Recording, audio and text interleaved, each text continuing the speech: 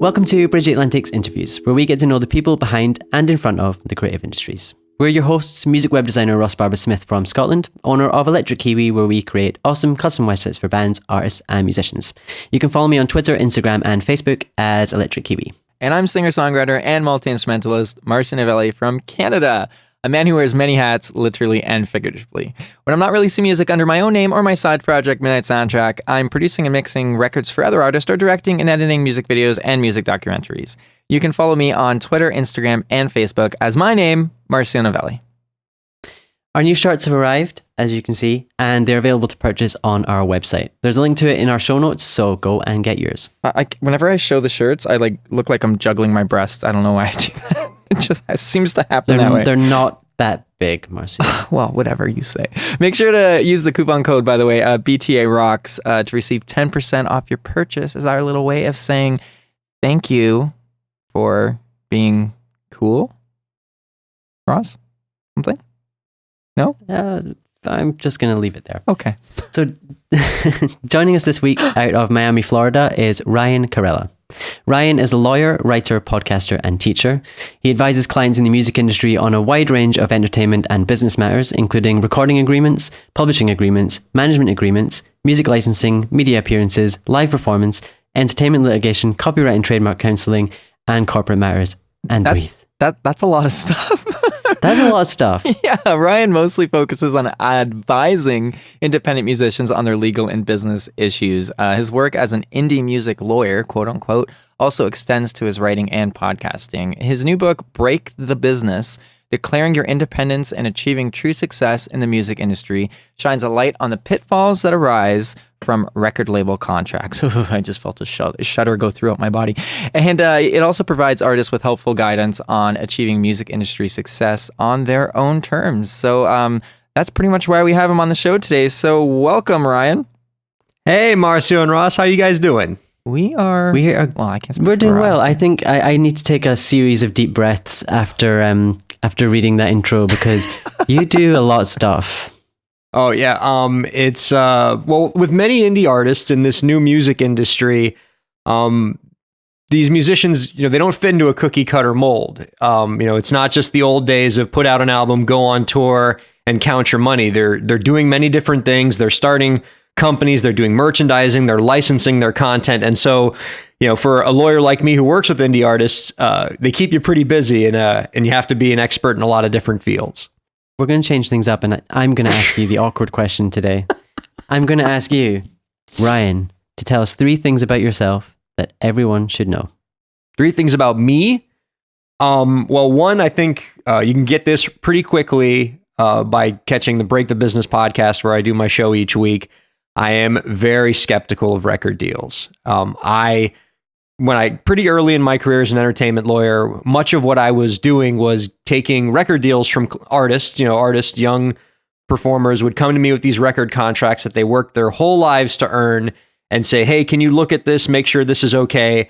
And I would read these contracts, and they were dumpster fires, just horrible, exploitative messes, one after another. And after reading all of these contracts, not finding one that I would ever advise an artist to sign, and watching artists sign them anyway and ruin their lives, it's been ingrained in me that it's just not the way that we should be modeling the music industry, especially with all this new technology we have out there that makes it easier than ever for artists to pursue their music career independently. And so that's the message we talk about each week on the podcast. So that's one thing. The other thing is I love Miami, Florida. Most of the entertainment lawyers, they're based out of Los Angeles and New York. And I spend a lot of time in Los Angeles and New York, as many entertainment lawyers do. But I just can't leave this city, man. The sunshine's too perfect. And I feel like I'm bragging a little bit too much because I know you guys are in very cold places right now. But come to Miami sometime. We'll have a good time there. Literally freezing, by the way. Literally. Yeah. Oh, freezing. I can imagine. You both look like you're in dark freezers right now. Yeah. I mean, this is like a spooky kind of backdrop you guys are rocking as there. For your next question, right? And I guess the third thing about me is I really love indie artists and I love indie musicians. And this is an exciting time to be an indie musician with all the tools out there that can help you succeed. And I consider it an honor to be able to help these people move their careers forward, to help them navigate the many pitfalls that can stand in their way. And, I love to do whatever I can to help them bring their creativity to their fans. I love that. I really do. So it's really obvious that you're very passionate about helping musicians, which is great. It's nice to see a lawyer that wants to really, help the artists, succeed. Well, I feel like the other side has plenty of lawyers, so. Yeah, exactly. True. We need True. you. So another part of what you do is you educate artists and music industry professionals through your book and through your podcast. Do you think it's important that we, and when I say we, I mostly mean musicians, because it's probably mostly going to be musicians that would benefit from this question here, that we have some knowledge of how the industry works as a whole before we hire team members such as lawyers or other kind of partners? In this music industry that we're going into, which has been sort of creatively dubbed the new music industry by a lot of the pundits out there, one of the great things about it is that it gives creators an unforeseen amount of control relative to past eras in the music industry. And that's awesome, because the creator should be in control. We should have an artist-centered music industry. It's better for the creators and it's better for the fans. But the other side of it is that if you're in control, you're the boss. The buck stops with you, and you're the one that has to make the decisions. And so a lot of things that you used to be able to defer to, my record label, my label will handle this, or my manager, that's my manager's job. It's my job to just perform. Well, guess what? It's your job now. And so now more than ever, it is critical to learn every aspect of the music industry. How recording agreements work, how licensing works. What do you have to do to promote, distribute, and fund your projects? How do you crowd fund effectively? And though you don't need to have legal training specifically to be successful, you do need to understand some of the legal concepts. You need to understand how copyrights work. And you want to understand the differences between, for example, copyrights and trademarks. It's why it's important to register both. Because when you get big enough, you're eventually going to hire people to handle a lot of these tasks for you. But you want to make sure you know how to talk to them and make sure that you know how to handle these people so that they're not exploiting you. And so knowledge is power in this new music industry. So if you are serious about a career as an independent artist, you have to get informed. You have to get all the books you can find, get all the podcasts out there. And one nice thing about that is that all this information used to be very expensive. Books and, maybe even getting a bachelor's degree or a master's in music business. You're talking about a lot of money there, nice dog. But now it's, information's free. There's so many podcasts out there and so much free content and so many great blogs that can teach you everything you need to know. Things like Digital Music News, Hypebot, Ari's Take. These are Bridge the Atlantic, are all fantastic resources to help you move your career forward. And so, you can get the master's degree in music business for absolutely free now. And that makes it a pretty exciting time to be a musician. Going off something you said a little earlier, I have a question for you. When someone's like myself, a singer-songwriter, and I go by my own legal name, what's the sort of legality in trademarking that? Can a record company, I know the answer is probably yes, but can a record company own your name? And do they always inherently own your name? Because I've been advised that it's a little different, if you have a band name, trademarking that versus your own name. Well, yes, generally the law will provide you more latitude to make use of your name as a legal name if it's actually your name. Right. We're not going to want to handcuff your ability to go by your name out into the world. Right. But it is possible for names to be trademarked, and as any other band name. And so your ability to make money off of the brand that is your name can be limited if somebody else, say a record company, kind of owns the rights to your name. And even if you can still refer to yourself by your name, maybe there were logos made of your name or stylized marks made of your name, and those absolutely belong to whoever owns them. And that's just one of many pitfalls that can come with a record deal. And one of it is sort of a loss of what you create and your brand and your identity, because if you sign the wrong kind of contract, all of a sudden the songs you write, the recordings you create, the logos that make your brand can all belong to somebody else. And really the only valuable property in the music industry, the only property that's worth anything is intellectual property, especially copyrights. You're talking about, I can't speak to Canada and Scotland, but here in the US of A, copyrights last for a really long time. The life of the author plus 70 years. And that's a lot of time for a creation to make a lot of money for you. And you want to make sure you're the one who owns it. But if you sign a record deal, you're not the one who owns your recordings. They belong to somebody else. Is that always the case? And you just get a tiny piece of the pie. Is that, sorry to cut you off there. Is that always the case? Or are there some indie labels that create contracts where the artist still owns it, but the company gets a certain amount because they funded it, promoted it? Have you ever seen a deal like that? There's, you can see anything under the sun for sure. Hoping. Yeah, there are some indie labels that might, be able to negotiate that with you. But really what it's, and I've seen some major label deals where artists keep their masters, but that tends to be a product of how much leverage the client has. I represent a superstar client, and we're about to close a deal now where this client is going to own their masters, but they also happen to be a client who's been in the game for 20 years. Right. And the label knows that if they don't give my client his masters, he's going to walk away and be an independent artist, and he has all the resources to be his own label anyway. And so he has the leverage to get that. But if you're a new artist, if you don't have a big fan base, if you don't have leverage, you're going to go into that negotiation session, you're going to ask to own your master rights, and they're going to laugh at you. Well, of course, And you're going to hire a lawyer like me to try to negotiate them, and they're going to laugh at me. Right. But that's the danger of the record deal, especially early in your career, is you're going to the table with no power. And so you're probably not going to get to own your masters. You're going to get a laughably low royalty rate. You're going to be signing some 360 deal where 30% of all the money you make, not in the music industry, but in merchandising and in live performances, and if you go act in a movie or write a book, they're going to want a big chunk of that too. And it can be very hard to make a living even if you sell a lot of records. And again, in this new industry where it's cheaper than ever to record, promote, distribute, and fund your music, there are all now great resources out there to do all those things on your own.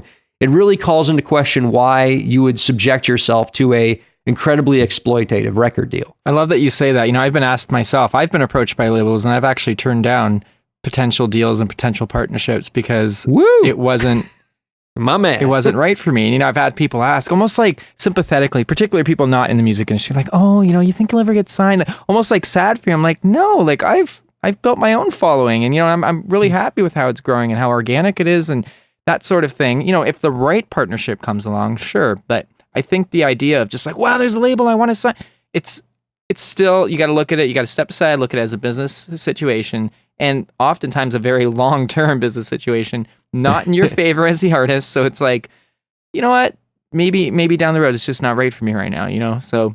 Well, it's funny. I do not dispute that there is somewhat of a cocktail party bragging right that comes with saying you have a record deal. Like it's going to make you look cool.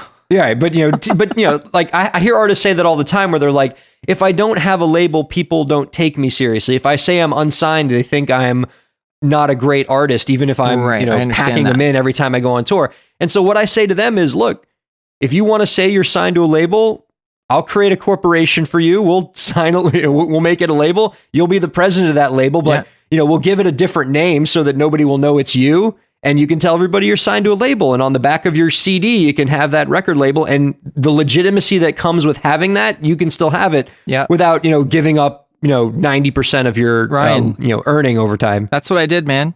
A few years back, I created Voracious Records. And it was, I put all my releases under there, and I was trying to help some other artists. That's it. Because it was a few years back where people, they needed to know that. I think I personally see the landscape changing. I think it's come to a point where because there's so much music out there, people are realizing, well, not everyone's going to be signed. It's just not room for that. And I've seen it change where people don't even ask, like, other than maybe people that are not in the industry that aren't fans of music or whatever. But typically I'm not finding people even asking that as much anymore or even caring. I've actually not really been talking much about Voracious Records, but that was something I created, again, just for the legitimacy. And it's so silly. The music wouldn't change. if it released independently or through a label, but how people view it changes, which is a little sad.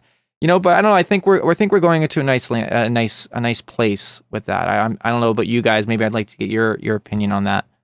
Well, I'll say this. The other thing that you have to keep in mind when you're wondering, do record labels still have a place in this industry, is you have, think about how many artists are making a living right now, not even by selling that many records. I mean, the idea of even like selling copies of your music is going the way of the dodo. This year was the first year in the history of the industry where streaming outsold downloads for the first time. Like, more money is being made from streaming than downloads.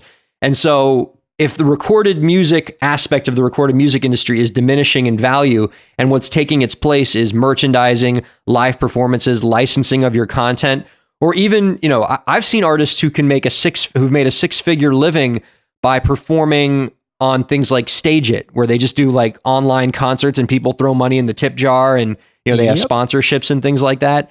And so if there are all these other ways that artists can make money that have nothing to do with the selling of records, it really calls into question what place record labels have in this new music industry. Yeah, and I hope that fans start to realize that, because I keep referring to myself here, but just because it so applies. But I used to do an online web show back in the day, like a concert show, and I did it for free for a long time because that's kind of the thing. But now I'm going to be bringing it back and charging just a small amount. But I hope that people understand, it's like, look, music doesn't make us money anymore. And, it's not about the money, but you want to be able to support yourself and live and keep making music and put food on the table for your kids if you have them, like me, So it's like, right. Sure. I mean, 10 years ago or 15 years ago, however long ago, if you wanted music, you had to go get a CD and listen to them. Well, now maybe you can give $1 and get something else out of it. Like, there's Patreon now. That's really, I think, high regards for Patreon, because I think that it's a game-changing platform. It's a game changer. It is just no middleman anymore. It's just a middle person. It's just, hey, I want to support you, the artist. It's pretty great. But I want to switch gears a little bit though, and I do want to ask you, because you are a lawyer and you are on the right side of the law, I'd say. What are some of the biggest misconceptions you find artists have surrounding the legal aspects of the music industry? And I think that it would be great if we can debunk some of the myths here. Well, I'll tell you a big one, and it's one I get at least once a week, and so I'm glad I'm on your platform now to spread this gospel. And it's and again, this is important because, as I said before, intellectual property is the most important property in the music industry, and it's the cows on your dairy farm, and if they're not producing milk, then your farm's gonna die. And it gets to this question of how to protect your music.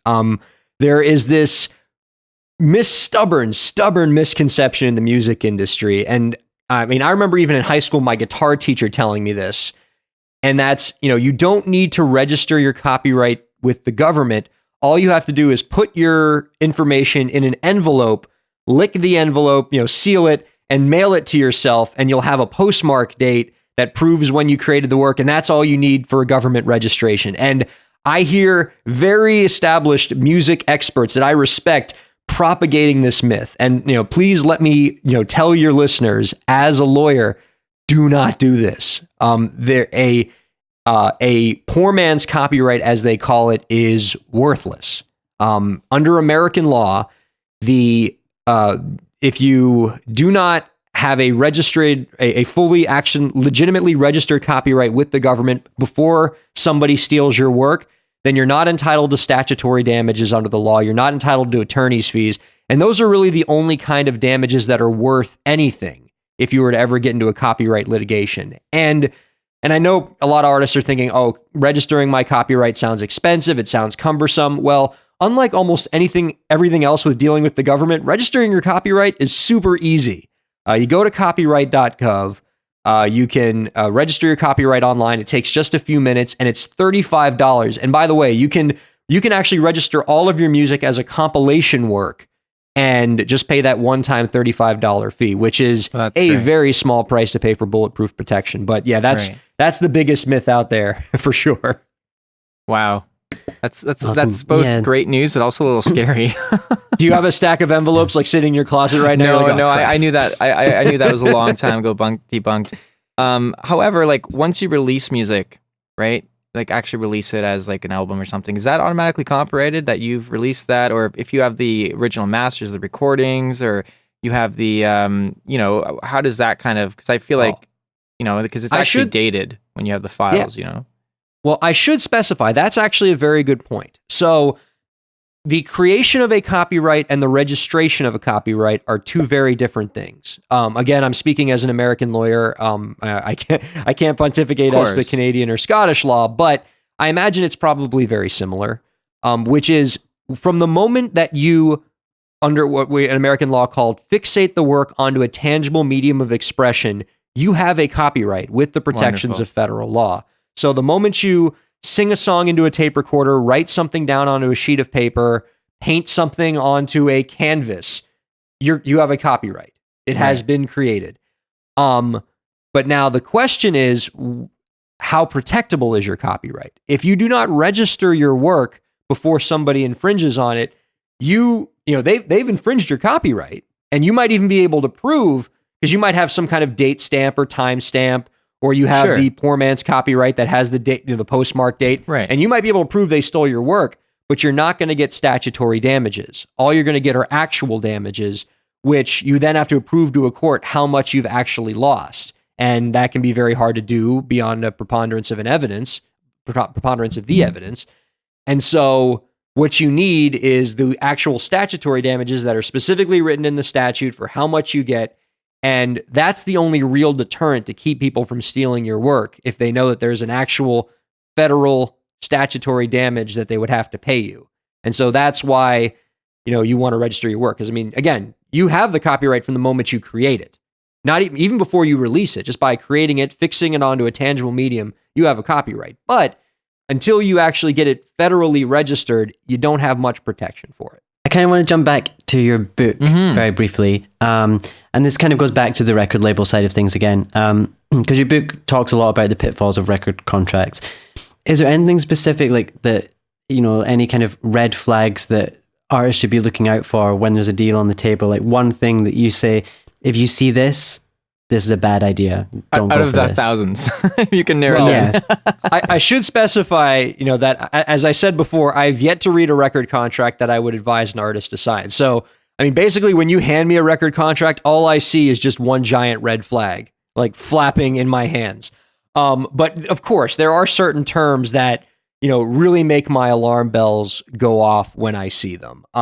One is sort of the way that the deal can be structured by albums. So, you'll hear someone on the news like, oh, so-and-so artist has a 3-album deal or a 5-album deal or something like that. It's not really a 3-album deal or a 5-album deal. What it is, most of the time, is a 1-album deal, and the label can decide how many more albums come after that.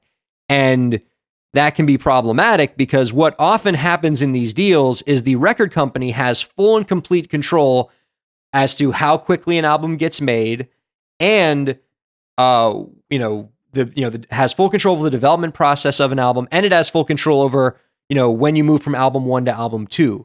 And so the nightmare scenario can be you sign a deal, the first album doesn't do so well because, you got to take some time to build a career.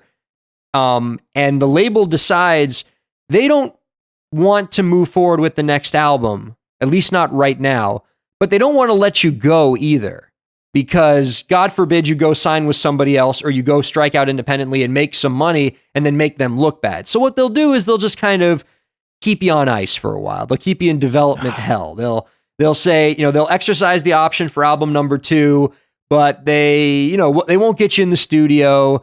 They'll do everything they can to kind of slow you down. And next thing you know, you end up like somebody like JoJo who went, years in between albums. And that really stinks because you want to make music and you have fans out there who want to hear your music and they're begging you to put something out, and the label says no thanks. And that's one of the things that stinks the most about the old record label model is it puts a gatekeeper between the creators who want to create and the fans who want to consume your creations. And, in the new music industry, there should be no barriers between creators. You should be able to put out music whenever you want. And maybe you want to put out an album, but you know what? Maybe you just want to put out a little 2-song or 3-song EP. Or maybe you just want to, maybe you want to put out 100 songs at once, but you should have full control over the timing and the volume of music you put out. And there shouldn't be some gatekeeper telling you, how much or not at all, or, not right now, or we're just not going to have you make any music at all for a while. Ryan, you have no idea how much you were making me feel so much better about my decisions in the music industry, or my little music industry, as I'd call it, because, just that sounds like such a nightmare scenario to me that I've never had to worry about. I can make music whenever I want. Well, that's the way it should be. And it keeps it fun, because that's about creating. It's an artist-centered focus. There are all these supporting players in the music industry, lawyers like me, managers, booking agents, but ultimately they should all answer to you. You're the one creating the value.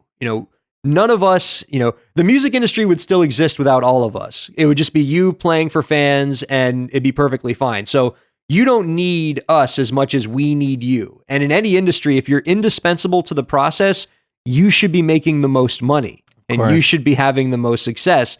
And so, but the labels have tried to convince artists for years that it should be opposite. That, even we don't need you anymore. How does that feel, huh? Damn straight. How does that feel? Ryan, are you ready for 20 questions? Oh, I'm so excited. Let's do this. Coffee or tea? Coffee, absolutely. Meat or veggies? Meat. Oh, sorry about that. My vegan heart is broken. It's okay. I'm USA over here. I don't know. I'm just teasing you. Yeah. Twitter or Facebook? Facebook, but that's because I'm a little older. Indie or major? Oh, indie, absolutely. I've loved indie music ever since I was a college radio DJ. CD or vinyl? Vinyl. I actually have a record player right back there. You can kind of see it, yeah. You kind of already answered this question already, but I'm not a mind reader, so I couldn't tell that you were going to answer this earlier. New York or Miami? Oh, Miami, but I actually did live in New York for 3 years. I went to law school there. I'm going up there next month. I go up there at least a couple times a year, so I got no problem with New York. That's a cool city, but it's a tough place to live unless you're a billionaire. Absolutely. So. Education or experience? I don't know. I tend to see those as one and the same. I find that experience can be the best education. I am an education lawyer. I work with a lot of non-for-profit schools here in the States, and so I do love education. But there is no better teacher than experience and learning by doing. Marvel or DC? Marvel. DC's got to get its movies together, man. Like Marvel's got it figured out, and DC. I mean, they. Game of Thrones or The Walking Dead? Both are good, but Game of Thrones. Talent or attitude? Attitude. Easily. I know so many artists who are mediocre performers who have made great careers, and I know so many amazing artists who can't break through because they don't have the right attitude. If I had to make somebody a success, I would rather have attitude over talent any day. Star Wars or Star Trek? Star Trek. I love me some Star Trek. I'm actually staring at a picture of Captain Picard. No way, I love it. Yeah. Now, you can answer neither to these, because I have a feeling you might not be too keen on both of these for the artist's sake. Spotify or Pandora? Spotify. Although I think they're both great, and I think that those music streaming platforms, if you can learn how to use them as an artist, can be a great monetization source for your music career. Football or baseball? Football. Although I know we have different countries here. Are we talking about the one with the one where you kick I'm in into Canada. a goal, We're in North America. I call football what you guys call football. Oh, very good. Yeah. Soccer's good too. But football. Soccer's not good. good. Go Dolphins. Batman or Superman? Batman. It's too easy for Superman. I already know the answer to this because I'm outnumbered here. But Mac or PC? Depends. If it's Ryan the podcaster, it's Mac. If it's Ryan the lawyer, it's PC. Oh, okay. Fair enough. Michael Jackson or Michael Bolton? It's a real question. That is a real question. I guess it is. Because once you said Michael Jackson, or like, I can't imagine what you could have come with after that would have beaten Michael Jackson. Michael Jackson's a legend. He's the greatest. But then I came up with Michael Bolton, and then you were like, whoa, okay. Whoa. Yeah, no, that's... Although Michael Bolton, he doesn't get the respect he deserves. Like, we all make fun of him, but he put, he put out an album. We all make fun of him, because obviously. Well, here's the thing. We all make fun of Michael Bolton, except he put out an album in the 90s that sold like 10 million copies. So there are some people right now making fun of Michael Bolton who absolutely bought that album. So there's some damn liars. You know who's laughing? Michael Bolton. Damn straight. Yeah. Celine Dion or Marilyn Manson. Oof. wasn't that a new Radicals lyric? No, it was Courtney Love and Marilyn Manson. Courtney Love and Marilyn Manson. You're right. It's Celine Dion. She's a delight. I got nothing against Marilyn Manson though. Whale or kale? Quail or kale? Yeah, he likes to pronounce his H's before the W. Yeah, I don't know why I do that. Whale. Sorry, he's trying to say whale. I thought you said quail. Whale or kale? Kale, because I've never had whale before. Well, it's not to eat whale. It's just like, if you compare, would you prefer a whale or kale? This is more like the concept. I stand by what I said. Okay, fair enough. First reaction's the correct one. Don't try to move me off it. That's right. Bette Midler or the Riddler? Bette Midler, the divine Miss M. She's a national treasure. And your final question, from one national treasure to another national treasure.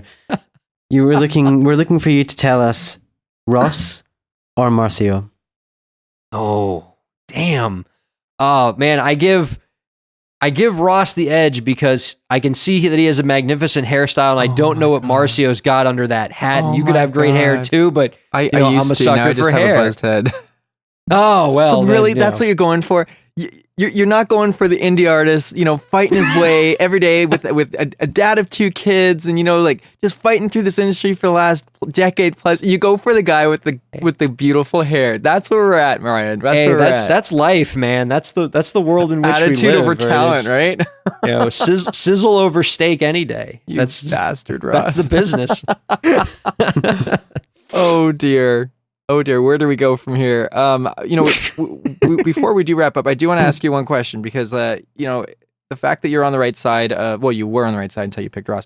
The fact that you're on the right side of the industry, and you're trying to help indie artists, but at the end of the day, not every artist is ready for a lawyer, and not every artist has the money for a lawyer, yet. So is there any advice you can give, just quickly before we wrap up here, for an artist entering a contractual agreement but can't afford a lawyer? Is there any advice just quickly you can offer them? Well, I'll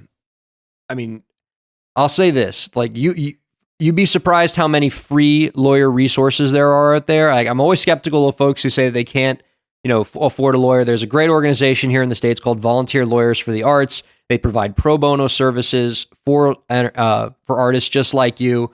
And so I would be remiss to go into any contractual deal without the advice of counsel, considering the amount of free resources out there. Right. And there are a lot of entertainment lawyers like me who do a lot of pro bono work just because, we're here to help artists. But if for whatever reason, you feel like you have to go it alone, but I certainly wouldn't recommend this, watch out for any deal that is exclusive. You don't want to sign anything that's going to prevent you from doing things with other people. Because the flexibility is the best thing about this new music industry, and you certainly don't want to lose that. But again, if it's anything over a page, like, definitely go find a lawyer. There's lots of great pro bono resources out there, and as expensive as it is to often retain a lawyer, it is much more expensive to litigate over a contract later because you didn't have a lawyer in the first place. Absolutely. It's sort of the difference between getting preventative care to avoid having surgery later. I like that. Preventative medicine. Go to a naturopath. Right. So speaking of finding a good lawyer, where can people find you online? I know you mentioned earlier, but can you just let them know now the best place for them to find you online, particularly on social media? Oh, bless your heart. That's very kind. You can follow me on Twitter at Ryan Kair. So it's first name and the first 4 letters of my last name. Facebook.com/breakthebusiness. You can also go to www.breakthebusiness.com where you can check out my podcast, or soundcloud.com/breakthebusiness where you can find my podcast. If you want to email me, just go to breakthebusiness@gmail.com. I respond to every email, even if it's late into the night, because if you take the time to email me, the least I can do is get back to you. Wow, beautiful. Very nice. And as for us, you can find our show on Twitter, Facebook, iTunes, and YouTube. Don't forget to visit our website and pick up one of our shirts while you're there. Ross has apparently just come down with a raspy, sexy voice or something. What just happened I was there? practicing for you, Marcio. Just one of the many reasons why I picked him. Exactly. Oh, wow. I mean, I know it's a long list, so you know, so you can list all the reasons. As for me, everyone who actually digs what I'm doing, I'm working on a second solo album, and you can be a part of that at marcinovelli.com/pledge. I also just recently released an acoustic EP called The Reimagining. As you can imagine, it reimagines some of my previously released material. You can pick that up. So, yeah, do that. Make sure to follow me on Twitter, Facebook, Instagram, and Spotify, which are all my name, Marcio Novelli. I've had a sneak preview of The Reimagining, and it's quite delightful. So I would second that. Go and check that out. And as for me, I'm working on websites for various artists at the moment, and you can check out my work at electrickiwi.co.uk. You'll find me on Twitter and Instagram as Electric Kiwi, and on Facebook, Electric Kiwi Design. This episode was brought to you by Chris Keaton, Joe Centenary, The Rockstar Advocate, Buck Naked Soap Company, 30 Roses, Wendy Donaldson, and Social Surge. All links are in the show notes, so please check them out because they truly keep this show alive. And if you want to be one of those awesome people, you can sponsor the show and receive a free t-shirt. I keep talking about the t-shirts today. Visit patreon.com/bridgetheatlantic, and also make sure to subscribe to us on YouTube and iTunes so you don't miss any episodes. Leave us a comment and let us know what you think of the show. Yeah, Ryan, dude, seriously, despite the fact that you did not pick me and I'm completely heartbroken, I thought you and I had a bond going this whole interview. Either way, it's been a pleasure. Thank you so much for coming on the show today. This was a joy. Thank you both so much for having me. Thanks for watching Bridge the Atlantic. If you like what you saw, make sure to like, favorite, and most importantly, subscribe so that you don't miss each week's episode. Please feel free to leave us a comment letting us know what you think of the show. Follow us on Twitter, Instagram, and Facebook, and subscribe to us on iTunes so that you can listen to us on the go. And we'll see you on next week's episode.